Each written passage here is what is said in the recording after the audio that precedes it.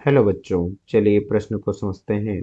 किसी केश नली में जल 4 सेमी की ऊंचाई तक चढ़ता है। यदि केश नली के अनुप्रस्थ काट का क्षेत्रफल 1/4 कर दिया जाए तो जल किस ऊंचाई तक चढ़ेगा?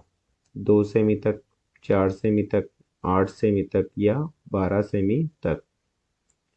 हमें बताना है कि यदि अनुप्रस्थ काट का क्षेत्रफल 1/4 कर दिया जाए तो ऊंचाई कितनी होगी? मुख्य अवधारणा में हम देख सकते हैं कि इस प्रकार से किसी द्रव के पात्र में जिसका द्रव का घनत्व d है,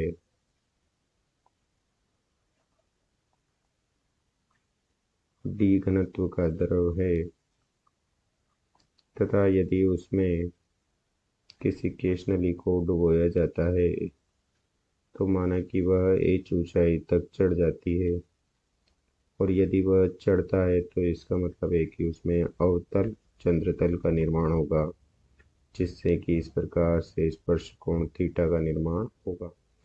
माना कि केश नलिका की त्रिज्या स्मॉल r है तथा चंद्रतल की त्रिज्या कैपिटल R है, तो हम देख सकते हैं कि तथा इस में h ऊंचाई तक द्रव चढ़ गया है, तो इस स्थिति में द्रव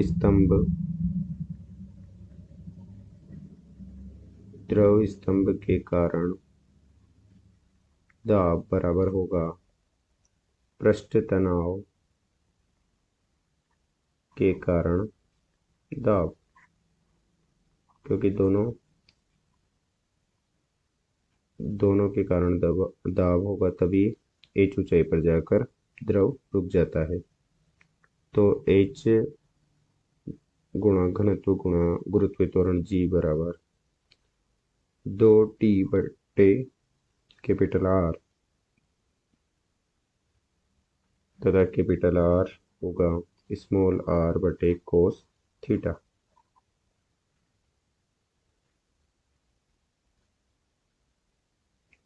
जो कि हो जाएगा h बराबर 2t कोस थीटा बटे स्मॉल r डी जी। तथा इससे हम देख सकते हैं कि ऊंचाई h व्युत्क्रमानुपाती है केश नलिका की त्रिज्या r के, केश नली की त्रिज्या स्मॉल r है, तो इसे हम लिख सकते हैं h1 बटे h2 बराबर r2 बटे r1। अब चलिए प्रश्न कॉल करते हैं। प्रश्न में दिया गया है कि केश नली का पृष्ठीय अनुप्रस्थ काट पहले A1 था, फिर उसका अनुप्रस्थ काट क्षेत्रफल A2 कर दिया है,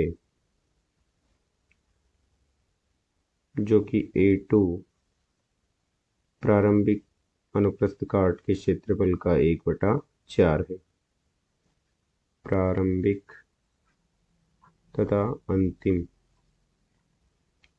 तो A2 बराबर A1/4 तथा A1 को हम लिख सकते हैं पाई स्मॉल r1 की घात 2/4, तथा अंतिम वाले को हम लिख सकते हैं पाई r2 की घात बटे 2 बराबर पाई r1 की घात 2 बटे का वर्गमूल।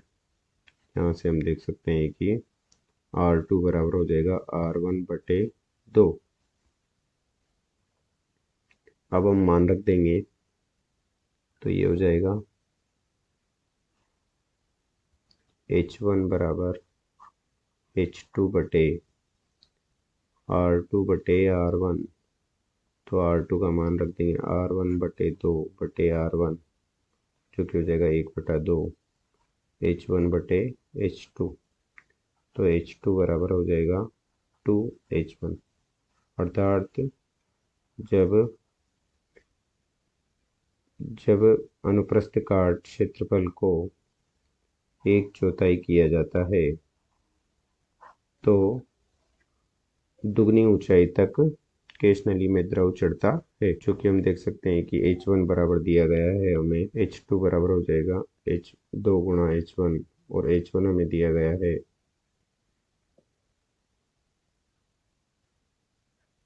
4 सेमी, जो कि हो जाएगा 8 सेंटीमीटर। अतः दिए गए प्रश्न का सही उत्तर विकल्प सी। जब अनुप्रस्थ काट क्षेत्रफल को 1/4 कर दिया जाता है तो उसमें 8 सेमी तक द्रव चढ़ता है। अतः दिए गए प्रश्न का सही उत्तर विकल्प सी है। आशा करते हैं आपको समझ में आया होगा। धन्यवाद।